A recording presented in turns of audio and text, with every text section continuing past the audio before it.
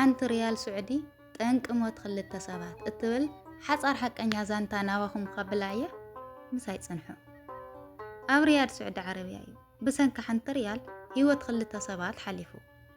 እዚ محزن ፍጻመ ዝተፈጸመ ኣብ መሓልተይ ምስ መሸጥ ቅጫ ፓኪስታን እንትኸውን ዝርዝሩ ድማ ከም ዘስዕብ እዩ እምበኣርከስ ሓደ ስዑዳዊ ዓሚል ናብ እንዳ መሓልተይ ምስ ከይዱ ሓንቲ ተይምስ ኣዝዩ ክሳብ ዝስርሐሉ እናተጸበየ እናሃለወ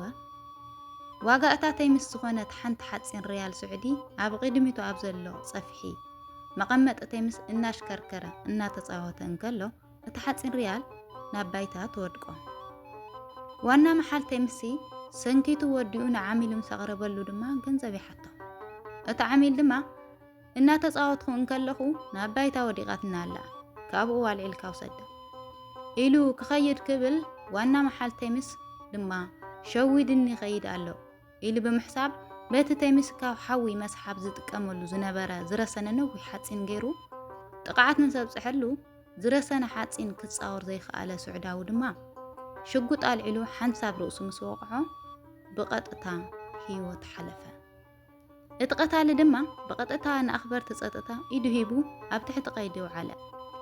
ብድሕሪ እዚ ቀታሊ ናብ ቤት ፍርዲ ቀሪቡ እቲ ዘጋጠመ ኩሉ ናይ እምነት ቃል ሂቡ ቀታሊ ምዃኑ ምስ ተረጋገጸ ቤተሰብ መዋቲ ሚልዮናት ካሕሳ ክወሃቦምን ምሕረት ክገብሩሉን እንኳ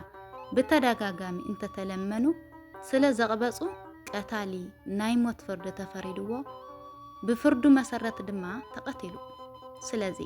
ሓንቲ ሪያል ስዑዲ ጠንቅ ሞት ክልተ ሰበት ኮይና ንብለኩም ካብዚ እንመሃሮ ነገር እንተሃለወ ትዕቢትን ህልኽን ከቢድ ዋጋ ከም ዝኽፍለና ንርዳእ ኩሉ ግዜ ርግእ ስኽን ኢልና ሓሲብና እንተ ዘይወሲና ኣናእሽተይ ነገራት ናብ ክንእርሞም ዘይንኽእል ከቢድ ሓደጋ ከብጽሑና ይኽእሉ እዮም ሞ ቅድሚ ናብ ከምዚ ዝበለ ክንእርሞ ዘይንኽእል ከቢድ ሓደጋ መብጻሕና ኣብ ጉዕዞ ህይወትና ዕጉሳትን መስተውዓልትን ነገራት መሕለፍትን ክንኸውን ይግበአና ኣብ ትሕቲ ፈጣሪ ኩሉ ግዜ ዋላ መሪር ይኹን እንድሕር ተዓጊስካ ኣሕሊፍካዮ ንቐጻሊ መሐጎስ እዩ መድሓኒት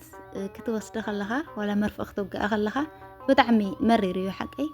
ግን ከዓ ምስ ወሰድካዮ ትድሕኒኻ ካፍቲ ሕማምካ ስለዚ ዋላ መሪር እንተኾነ ተዓጊስና ምስ ነሕልፎ ንድሕራ ይሐግሰና እዩ ክብለኩም ይፎቱ ምሳይ ስለ ዝጸንሐኩም ድማ ይቕኒለይ ክብረት ያበለይ ቤተሰብ ዘይኾንኩም ድማ ሳብስክራይብ ብምግባር ቤተሰብ ንኽትኾኑ ብትሕትና ይሓተኩም እዛ ዛንታ መሃሪት እያልኩም እንተ ኣሚንኩምላ እንተፈቲኹማ ድማ ናብ ካልኦት ንኽትበጽሕ ላይክ ግበርዋ እሰሰናይ ናዕኹም